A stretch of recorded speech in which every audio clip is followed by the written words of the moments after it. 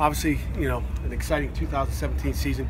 It's a little different camp, as you guys know from the NCAA standpoint. We're really out here, a full week earlier than we normally are. So there's a lot of things going on with our kids.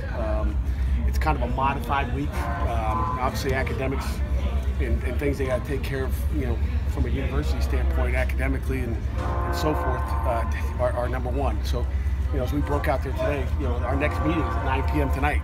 We got to back our team meeting all the way to 9 p.m. So they'll be busy all day with things they need to do. So, like I said, it's a little odd. We're missing some guys for whatever. Everybody.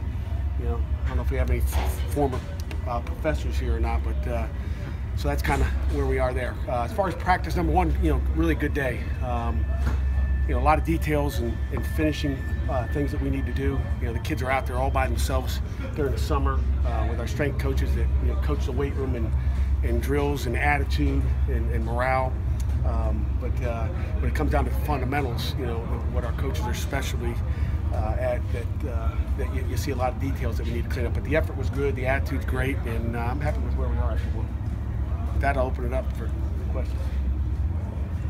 Pat, any update on Paris Ford?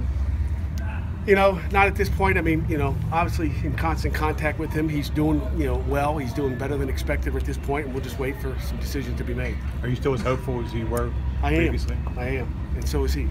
I didn't see Jordan Whitehead out here today. What's his status? His status is, status quo. He's got some things he's taking care of, from a university standpoint, and he'll be in and out basically this week and the next. What was your message? Maybe the next.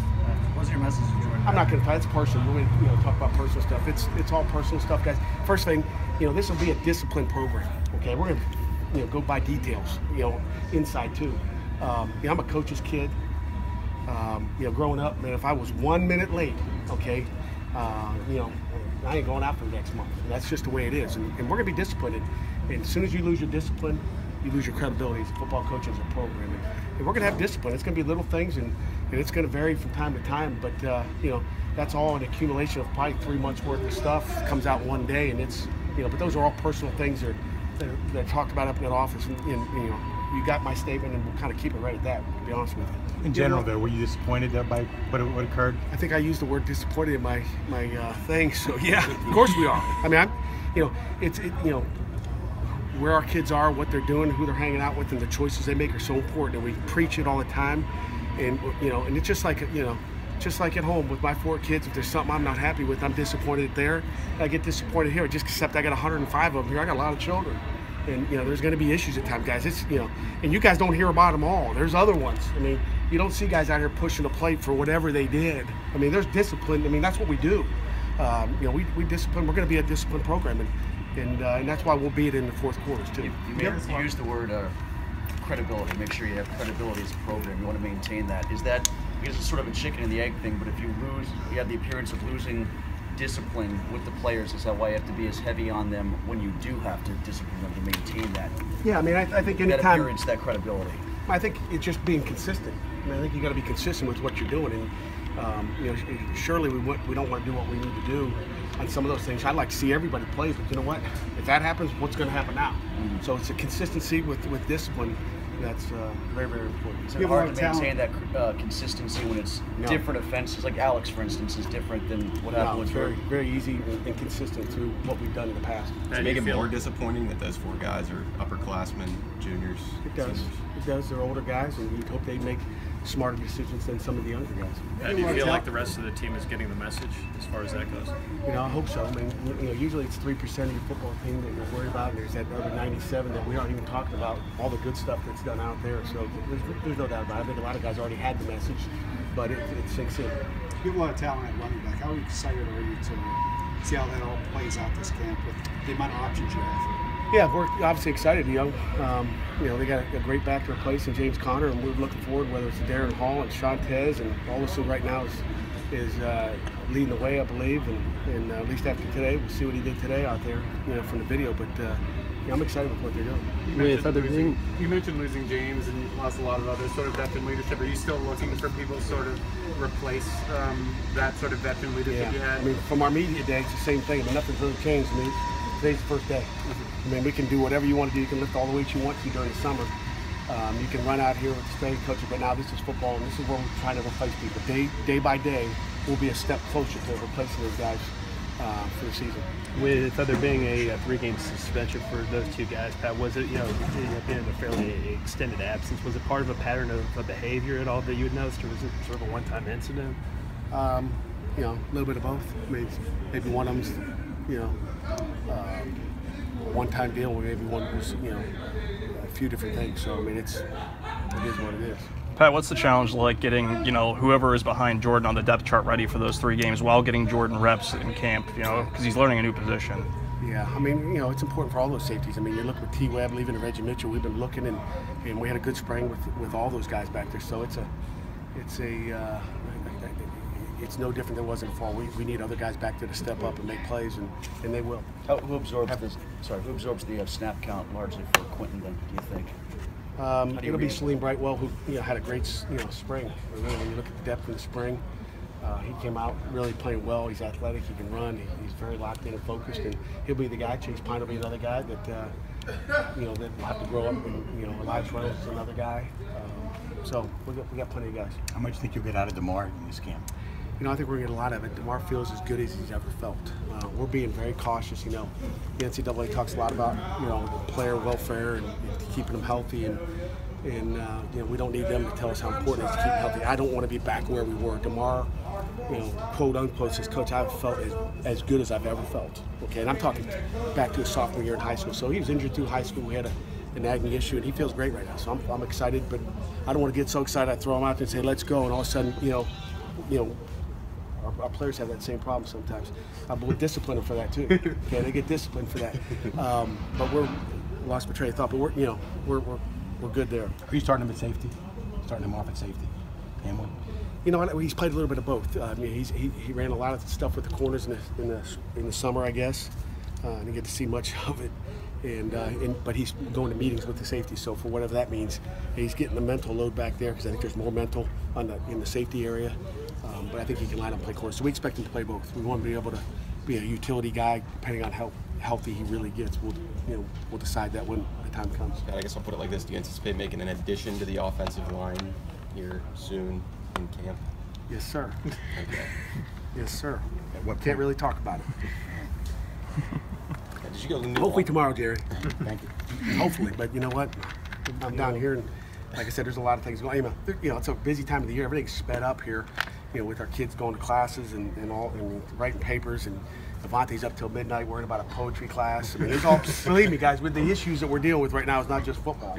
It's university related, which is great, but we're a week early, and that's why it's like spring ball. We're practicing in the morning, we have the afternoons off.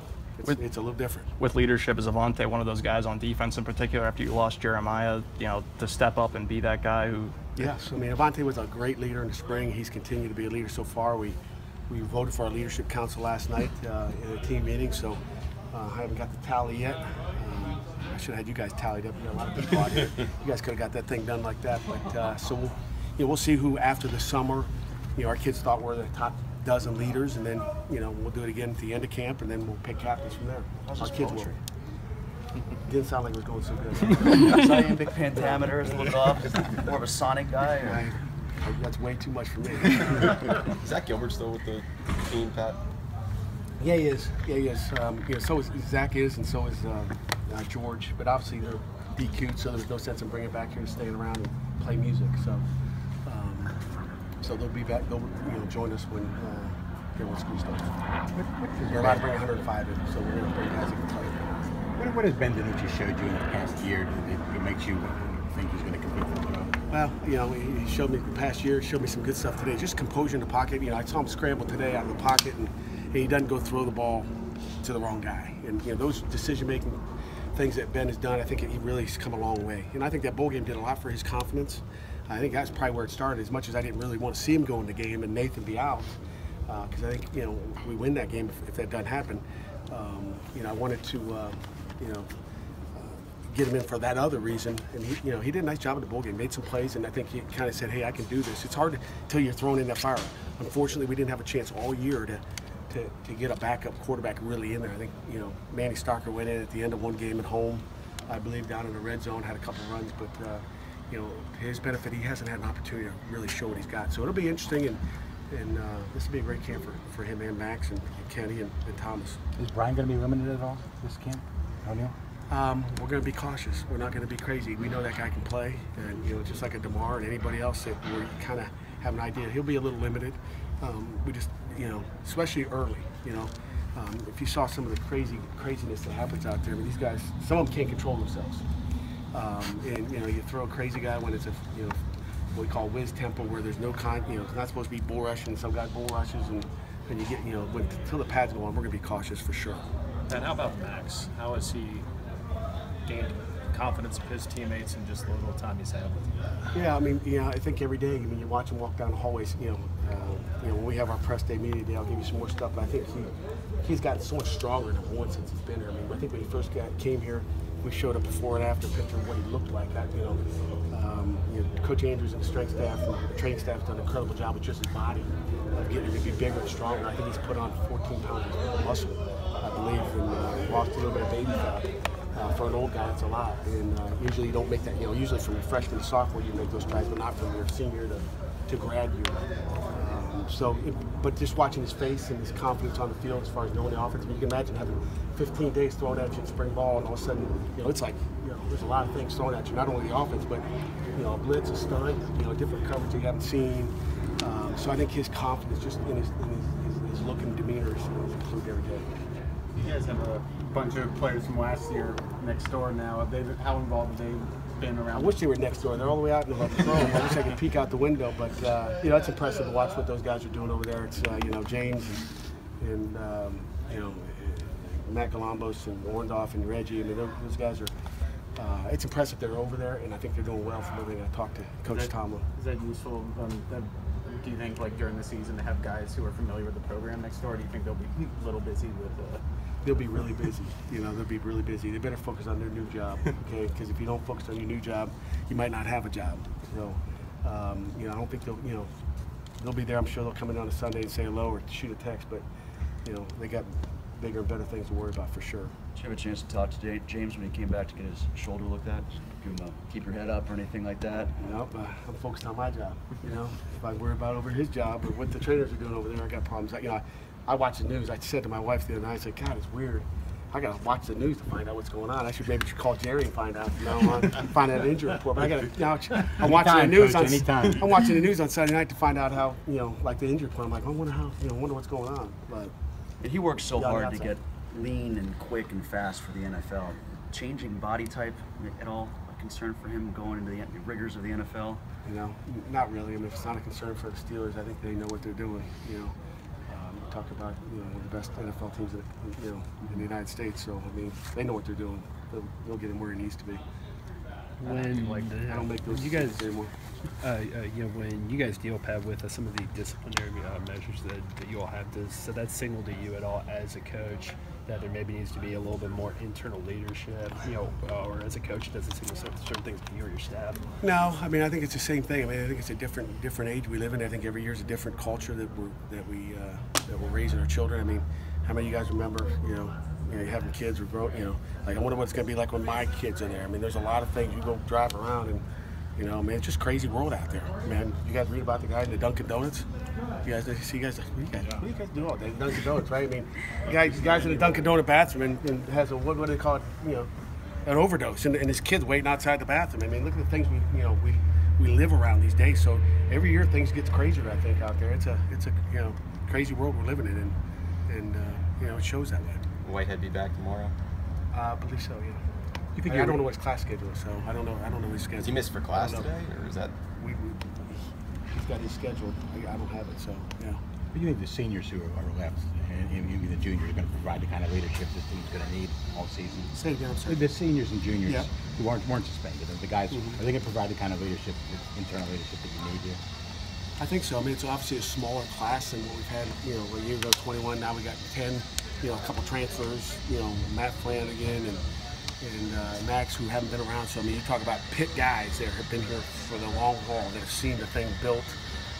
You know, from the Paul Christ era to what we've done the last 2 years.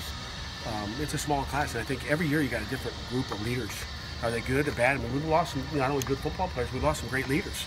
I mean, Bisnawadi is about as great a leader as you're going to have. I mean, you know, I was telling the guys last night, I never forget this. You know, my first year, he's up in the dorm, sitting Indian style on the floor with a little grease board, coaching all the freshmen up. I mean, that's leadership. I mean, it's not trying to be a leader on the field and show that he's the guy out there on the field, but it's the stuff you don't see that impresses you about some leaders. So those are things that you try to develop as a head coach and as assistant coaches and players. So, you know, we'll see where we are. I mean, that's something we'll develop leadership throughout this camp. And we'll get closer as a team, and the chemistry will be important. Any final questions? How about the chemistry with the new coaches? How is that? It's going great. I mean, you know, start off with Coach Watson has done a great job. I think the guys are buying into you know all the new stuff we're doing and what we're doing offensively. And Coach Partridge has got those guys working on the D line. I mean, those are two new guys, and besides two, you know, stick-to earnings quality control coaches, and James Patton and Tim Cooper. But you know, it's you know, it hasn't slowed down a bit. It's gone straight forward, and it's been fun to watch. Okay. Thank you all.